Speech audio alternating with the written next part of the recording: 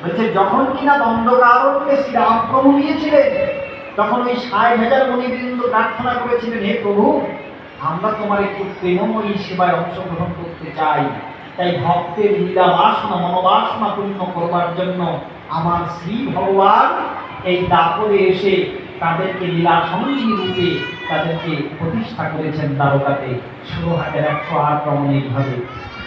নারদমুনি গিয়ে দেখলেন কোথাও সব জায়গাতেই কৃষ্ণ আছে। এক সময় গিয়ে দেখেছিলেন কোনো ঘরে কৃষ্ণ স্নান করছেন, তো কোনো ঘরে ছেলে মেয়েদের সাথে খেলা করছেন, তো কোথাও স্ত্রীর সাথে ক্রীড়া কৌতুকাদি করছেন।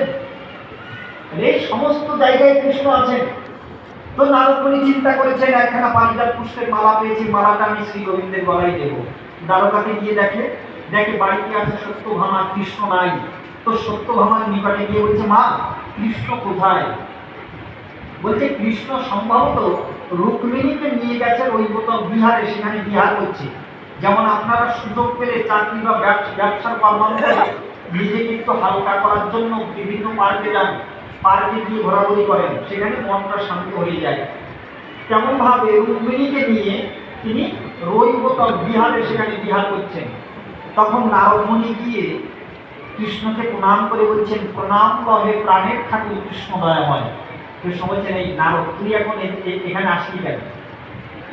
নারদ তো ভালো না। নারদ মানে কি? না রোগ।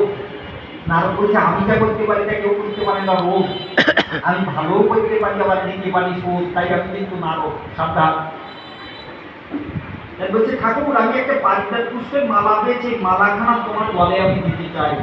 বলছে, আচ্ছা, খুব সুন্দর তো মালাখানা পরাই দিতে দিতে। আর মালাখানা পরাই দিয়েছেন গোবিন্দের গলে, গিয়ে দাঁড়িয়েছেন, ঠাকুর আমার মালা নিয়ে কি করে?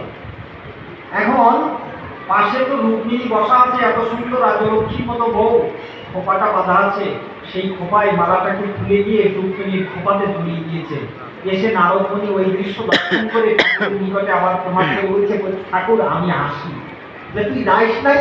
বলে, না যাই নাই, দেখতেছিলাম যে আমার ঠাকুর মালা নিয়ে কি করে।